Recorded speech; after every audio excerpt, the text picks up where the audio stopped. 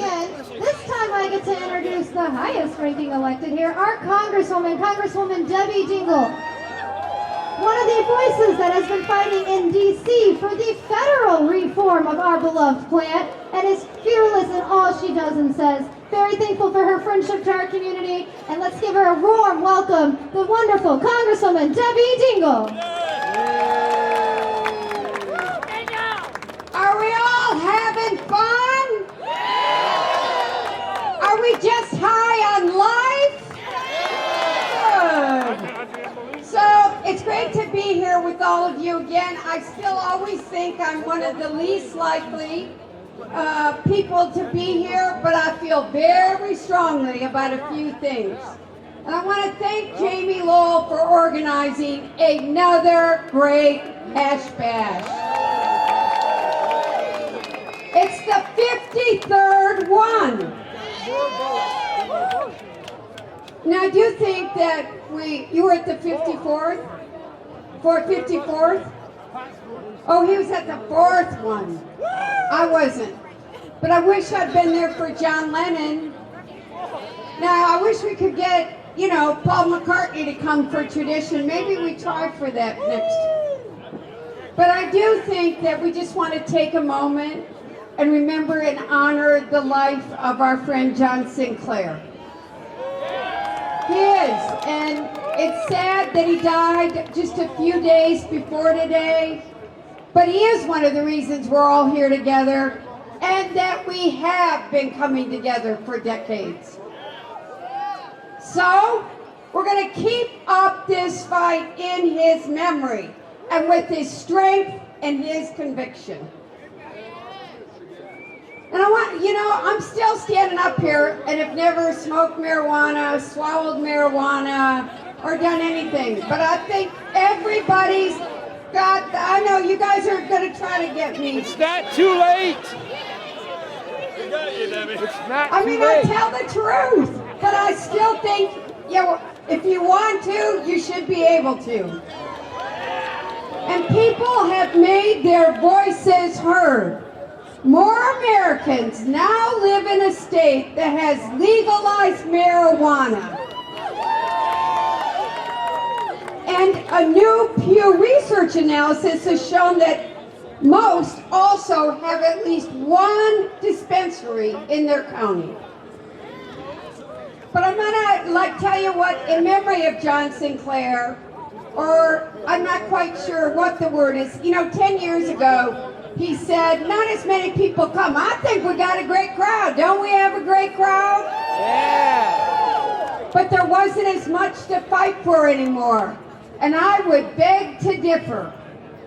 The fact of the matter is we got to change our laws to keep up with what's happening across America. A patchwork of laws doesn't work. There are a lot of pieces to this, but that one's the most important to me. This one is, we have to decriminalize marijuana and get people out of jail. Time. Last Congress, we passed the Marijuana Opportunity Reinvestment and Expungement Act to decriminalize marijuana, expunge criminal records, and implement economic policies to support those hurt most by the war on drugs. And people who think this doesn't matter, I want to tell you something. Even with 24 states and D.C. allowing legal adult use of cannabis, and 2/3 of the country allowing legal medical, more than 250,000 people were arrested for marijuana-related violations, according to, and 92% of them were just for marijuana possession.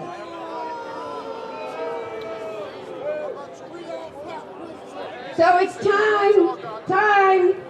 So we got to make sure we make your voices heard. We also have to recognize that medical marijuana helps people who are hurting, period. We know that. People who are addicted don't get addicted. People who are suffering from pain become addicted to pain pills. They need to have an alternative.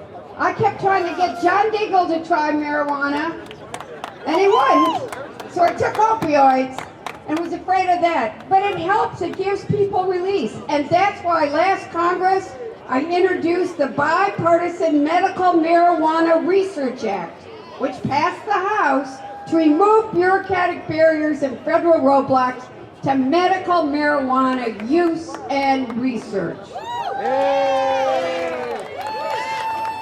So here's the reality.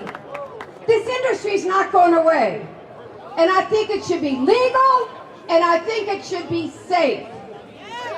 And we got one more problem we can't get done. That's why I'm the original co-sponsor of the Safe Banking Act, to address the inequities for marijuana businesses and protect the safety and security of small businesses and their employees by increasing access to the banking system.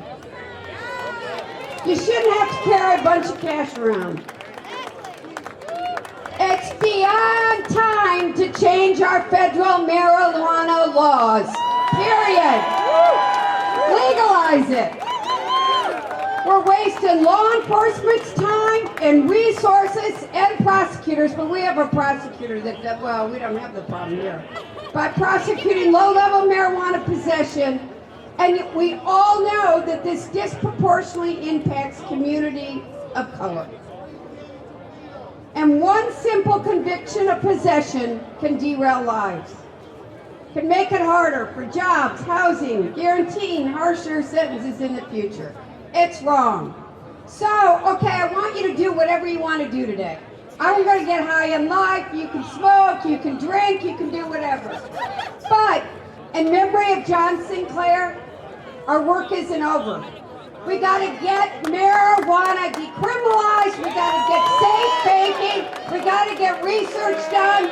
And our job isn't done until we get that done. So you don't need to talk to, I'm not political today, but you don't need to talk to any Democrats. Go talk to the Republicans who won't get this done.